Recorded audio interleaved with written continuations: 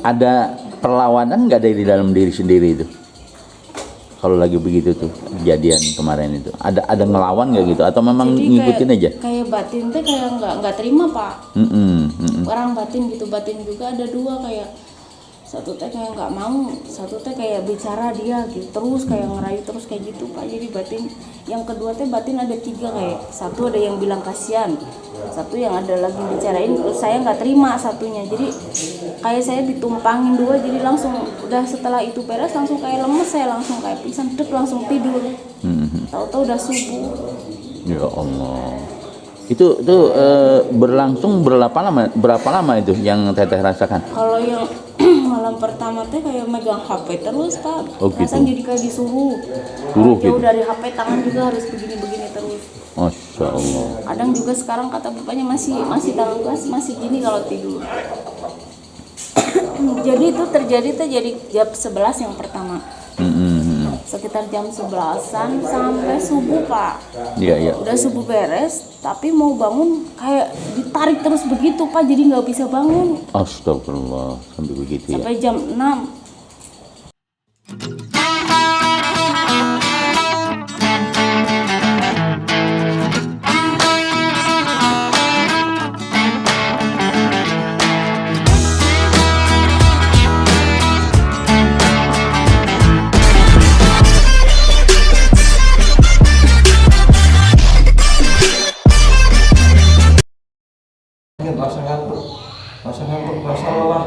rasa ngantuk, rasa lelah, tidur.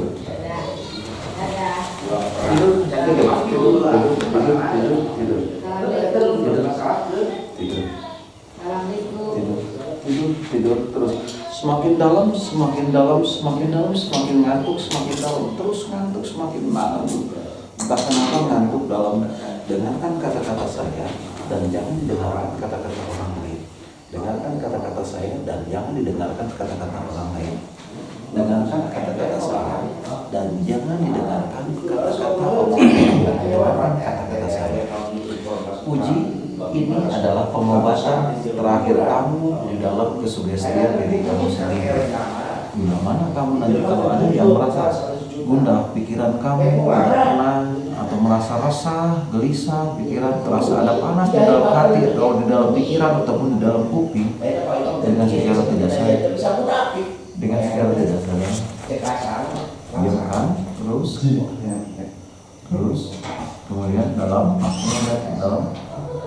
rasa dalam terus ngantuk terus dalam ngantuk terus. Jangan dipikirkan hal-hal yang sifat negatif, pikirkan kamu hal-hal yang sifat positif. Ketika kamu nanti melihat orang sesuatu yang kamu pikirkan di dalam pikiran memo kamu sendiri, puji, dengarkan kata-kata saya.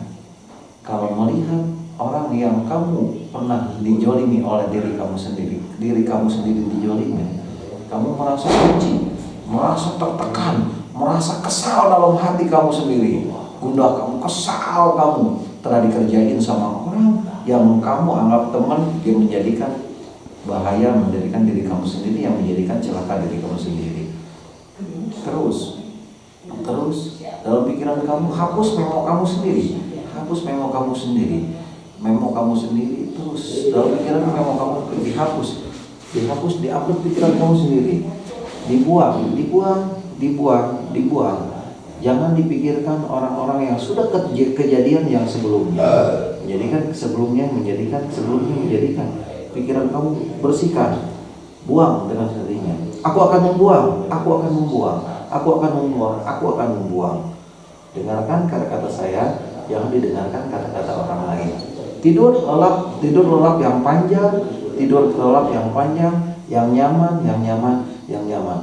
Ketika ada orang yang sudah kamu pernah kenalan ataupun yang sedang rusak dengan kamu sendiri, merasa merusak diri kamu sendiri, merasa kamu terjolimi diri kamu sendiri, bunuh dengan perasaan kamu, saya benci dan saya kesal kepada orang tersebut, benci seumur hidup saya, dan buang nama orang itu. Nama orang itu dibuang. Saya tanya, nama orang tersebut siapa namanya?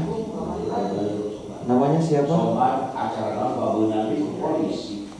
Saya benci sama Akbar. Sama Akbar. Oke. Benci sama Akbar. Sedalam mana bencinya kamu? Benci banget, saya pengen nyekik. Oke. Pengen bunuh. Kurang ajar dia. Oke. Terus. Saya pengen bunuh dia, kurang ajar. Iya, terus semakin dalam terus. Rasa benci keluarkan. Benci, merasa menjerit, kesal. Kurang ajar ya. Oke, terus mengganggu, terus rasa pengen membunuh, kesal ke orang itu, termasuk kesal ke orang itu terus datangkan orang itu, kurang ajar kamu, terus dimarahin sama kamu sendiri terus merusak rumah tangga, terus bikin saya nggak setia sama suami, terus merusak, saya bunuh kamu, nanti kamu bunuh, saya bunuh kamu, terus keluarkan semua, saya bunuh terus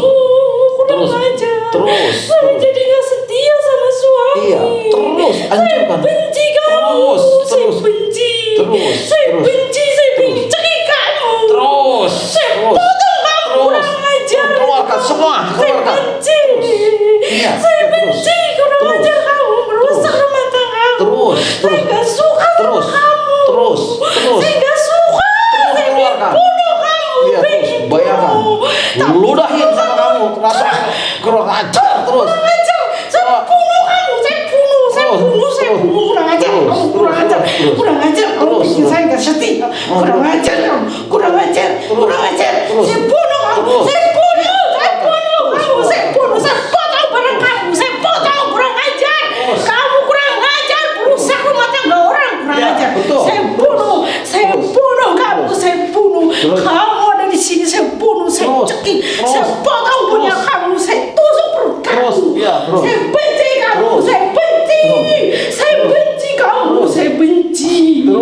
saya benci banget, kurang ajar kamu, Keluarkan semuanya. kamu kurang ajar, merusak rumah tangga aku, saya tidak suka, kamu telah bikin saya berkhianat sama suamiku, saya nggak mau, saya tuh setia, saya senang sama suami, saya nggak mau kamu ganggu, kurang ajar kamu, bangsat, kurang ajar kamu, saya bunuh kamu, saya nggak suka dirusak begini, saya nggak suka, saya nggak ikhlas, benar ya Allah, saya nggak ikhlas, saya pernah begini ini seumur umur, saya nggak mau. Dengarkan kata-kata saya dan jangan mendengarkan kata orang. Saya nggak mau. Kamu suka sama suami kamu, sayang sama suami kamu, sayang banget, sayang sama anak kamu, makanya saya nggak mau sampai ditinggalin suami. Sayang sama sekarang. Sayang banget sama suami. Merasa kamu dijolimi sama orang lain, sakit banget di sini, sakit benar, saya sampai bingung, saya harus kemana, sakit banget hatiku, sakit. Entah kenapa kamu sayang sama suami, sayang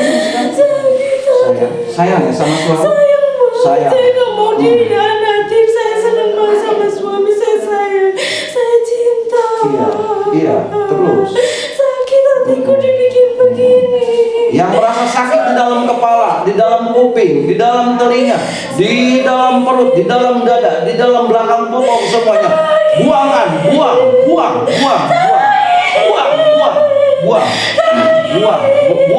merasa dibuang, tangan merasa membuang, yang sakit, kuping merasa kalau ada yang penyakit panas, buang semua, tarik, terus, yang ada di perut panas pikirannya, buang semuanya, entah kenapa, terus, perutnya buang,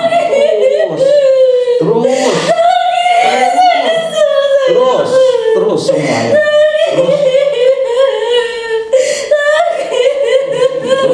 terus. Entah kenapa kamu menjadikan seorang perempuan pribadi yang berguna di mata suami dan di mata anak. Ketika kamu itu mendengarkan apapun yang omongan ucapan saya, dengarkan kata-kata saya dan jangan didengarkan kata-kata orang lain. Lebih rileks, lebih nyantai, lebih nyaman, rileks, lebih nyaman dan rileks, lebih nyaman dan lebih nyaman, rileks. Penyakit yang ada dibuang sendiri. Entah kenapa di dalam pikiran kamu sendiri, di dalam memo kamu sendiri, terasa kamu berguna. Orang yang merasa berguna, merasa orang yang sempurna, merasa kamu orang yang suci, tidak mempunyai masalah, tidak mempunyai beban di dalam memo kamu sendiri. Entah kenapa kamu sendiri menjadi seorang perempuan yang berguna di mata seorang suami. Maafkan, minta maaf kepada suami. Dengan segala kuasamu, ya Allah, aku minta maaf dengan secara minta kepribadian kamu kepada suami. Pak, aku minta maaf dengan selama ini ada kejadian dan selama ini aku yang tidak sengaja maupun tidak disengaja. Jangan dengarkan kata-kata saya dan jangan didengarkan kata-kata orang lain. Dengarkan kata-kata saya dan jangan didengarkan kata-kata orang lain. Coba kamu curhatkan pribadi kamu sendiri dari lubuk hati yang dalam. Kamu berbicara kepada suami seolah-olah di dalam depan mata kamu sendiri. Dengarkan kata-kata saya, silakan. Saya minta maaf. Saya nggak niat begini, Pak.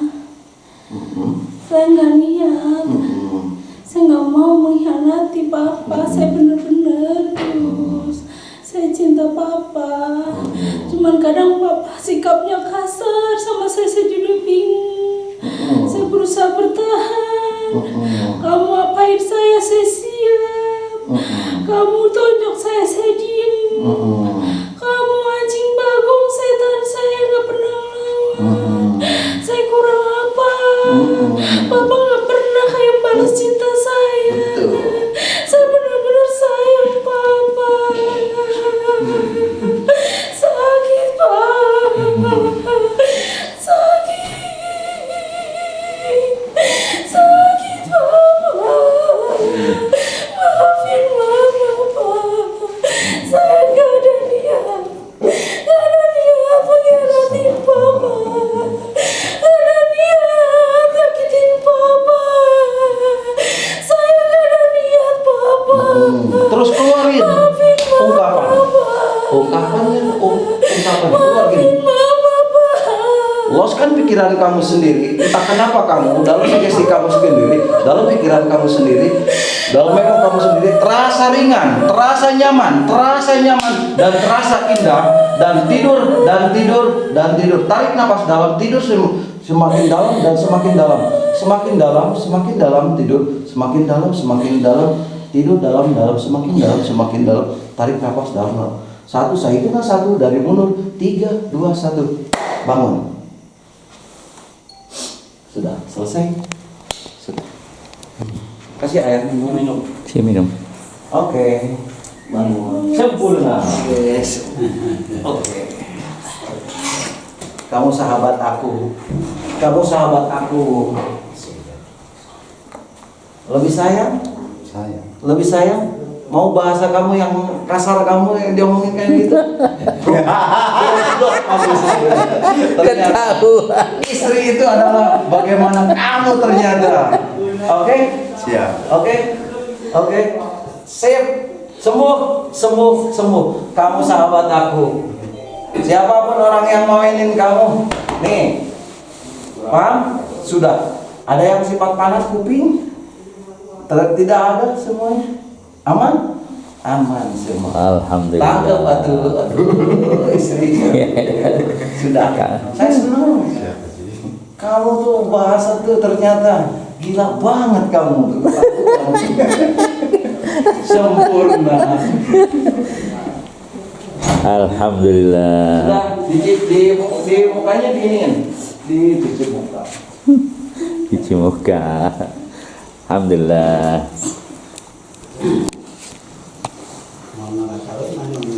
Alhamdulillah. Ini teman-teman ini.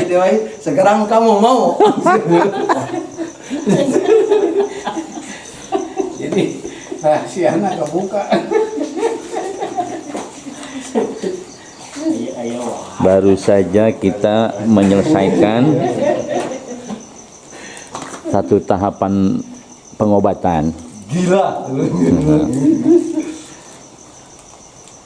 Karena gundam, mudah-mudahan setelah dihipnosis gendam. gendam ya, Masya Allah. Bisa jadi hes, bari hes, dari gundam. Ya, mudah-mudahan. Itu, yang dimasukin itu. Ini Ki Maslah, ini Ustadz Imam, ini Haji Fahmi, ini Pak Ahmad dengan keluarganya. Ini burung. Burung. Burung tenang. Udah selesai itu. Udah. Mantap. Punten teh, kerja di mana dinas teh? Bapaknya Bete teh di rumah atau? di rumah aja. Nggak mau nanya tentang kemarin tuh yang kemarin. Apa namanya yang kena guna-guna itu? Itu awalnya gimana itu kok bisa kena begitu? Enggak, ya biasa nggak tahu sih kalau masalah itu, taunya tiba-tiba kayak itu ngomong katanya mau nolong, nolong cina katanya suami ya gitulah, ada cewek cina gitu, mau ngebantu ya, kalau mau bantu buktikan saya gituin. Nah udah gitu ya udah minta nomor WA mau dibantu begitu.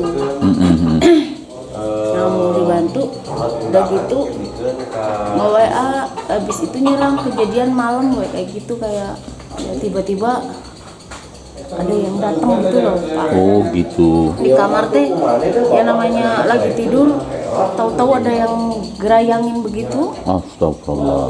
kayak gerak-gerak sendiri lah gitu. Terus yangnya juga kayak lidah menjul kayak gitulah, kayak orang ciuman sendiri. Ya Allah. Begitu ya. Sampai bapaknya dia juga katanya bisa nggak ngeledek. Aneh gitu ya. Jadi kayak orang jalan aja tiba-tiba kayak bibir kayak ciuman gitu. Oh gitu. Kejadian 2 malamnya juga lagi tidur, tiba-tiba udah kebuka semua baju, tahu-tahu selimutan gitu. Astagfirullah. Tanpa disadari itu ya. Iya lagi tidur setengah malam itu.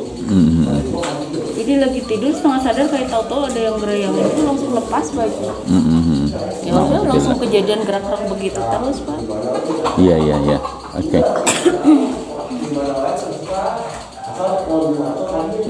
Ada perlawanan nggak dari dalam diri sendiri itu?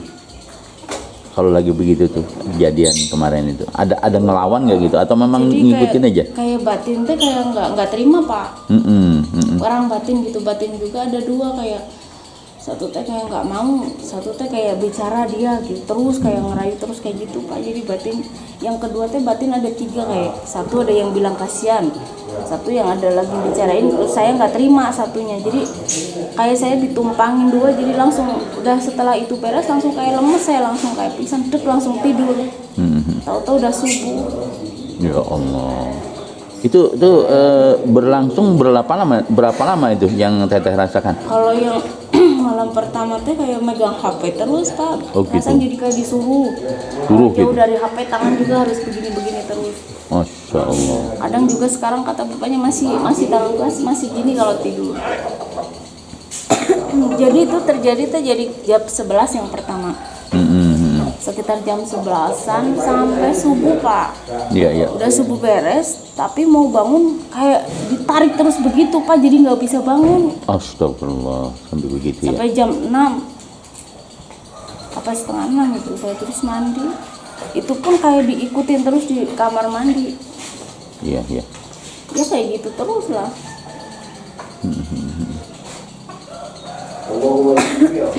Ketika ketemu suami gimana tuh sikap Teteh terhadap suami gitu? Biasa malah kayak bapaknya yang kayak beda gitu. Malah marah-marah sama kayak sering Bukan di ini. gitu. Mungkin karena nggak ngerti kali ya. Terus ngomong katanya kamu bobangke gitu. Masya Allah. Sempurna. Ya. Anak buah saya. Alhamdulillah sekarang udah sehat ya. Berkat bantuan guru kita Amin. Pak Agus Kusnadi ya, Pak Aang, mudah-mudahan kesananya sehat terus nih. Alhamdulillah ya, kita kan udah berusaha ya. Oke, makasih Teh. Berikutnya kan kita coba tanya Ustadz? Suaminya tuh. Suaminya dulu ya? Suaminya. Oh iya. Atas enggak tuh. Dendam dulu tadi tuh sebentar. Gimana Mas? Yang Mas lihat ya awal-awalnya itu gimana? Kalau awalnya yang kita lihat memang istri sudah berbeda, Pak. Jadi selama istri berkenalan dengan orang itu, saya udah ngerasain kalau istri itu udah perasaannya sudah berbeda dari segi masak, dari ketemu dengan saya kayak seolah-olah udah kayak gimana begitu. Jadi udah kayak mau gimana sambil apalagi yang begini-begini. Saya kira ngejek gitu. Kamu kok ngejek saya bilang gitu. Maksudnya bagaimana kan begitu. Karena kita nggak tahu kalau kena seperti itu. Cuman hati saya udah menaruh kecurigaan yang tinggi, makanya saya awasin gitu. Pantau terus. Saya pantau, akhirnya kan pas tanggal 4 itu kejadian, tanggal 5-nya langsung kena sama saya. Iya. Mungkin begitu keterangannya. Iya. Oke, makasih Mas. Terima kasih sama-sama Pak Ji. Wih, apa nih? Masuk YouTube kan? Tanya ke Aang nih. Iya. Aang, biasanya orang kena begitu, kondisi orang itu lagi bagaimana? Apa setiap orang bisa kena seperti itu atau hanya orang-orang tertentu aja? Setiap orang itu pasti akan kena kalau kita pikirannya kita lagi labil, kosong, dan keduanya orang itu tidak mempunyai gaya tahan tubuh. Artinya sehingga orang itu lagi labil otaknya, pikirannya kosong, orang itu akan kena. Oh begitu. Dengan santet, guna-guna, gendam, yang lainnya pasti akan kena seperti itu. Oke, untuk kasus Mbak yang diwawancari itu pada prinsipnya, pada dasarnya itu merupakan kenanya karena di bagian zohir atau ke batin gitu kan? Itu dohir dengan batin. Secara realnya dohir dengan batin. Karena dicuci dengan memonya, gendam itu masuk ke telinga akan tenang, merasa tenang, dan di muka orang itu, si orang yang mau ditargetnya itu beginilah, keluar suaminya begini, akhirnya akan bercerita curhat nanti. Terus ketika itu orangnya tenang, nyaman, masa sih suami ini jadi was-was, nah curhat terus ke dalam, bikin masuk. Akhirnya kena semua, jadi seperti itu. Terindikasi dari kata si orang yang mau membicarakan teh gimana gini. Akhirnya dengan suami tidak pernah pulang ke rumah atau jarang pulang ke rumah, terotomatis kan seperti itu. Oh gitu. Ya Allah. Makasih Ya, Pak siap. Haji. Ki Maslah. Kemana nih Ki Maslah?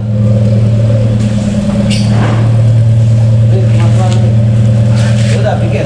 Om. Ki Maslah. Saya mau nanya nih.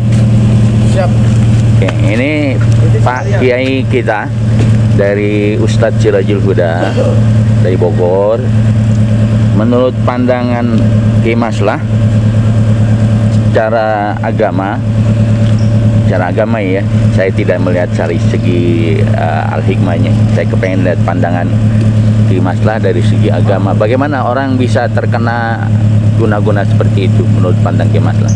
Apa sebetulnya yang terjadi pada diri orang itu?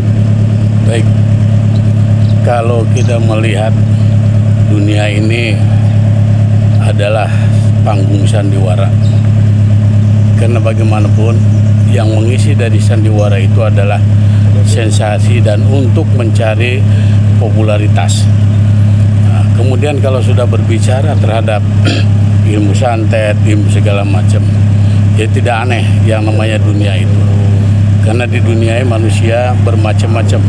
Ada manusia yang menuju kebaikan, ada juga manusia yang menuju kejelekan. Walaupun mereka tidak sadar atau mereka menyadari bahwa yang jelek itu adalah jelek, yang jelek itu adalah bahaya, yang baik itu adalah lebih baik. Oleh karena namanya manusia memang sudah diatur oleh Allah, sesuai Allah menyatakan wa ma khalaqtul jinna wal insa illa liya'budun. Dan juga Allah sudah menciptakan dari setan itu, dari jin itu adalah berupa setan. Nah, setan inilah yang merasuk terhadap manusia, selalu melihat manusia itu adalah benci, selalu melihat manusia itu adalah jelek.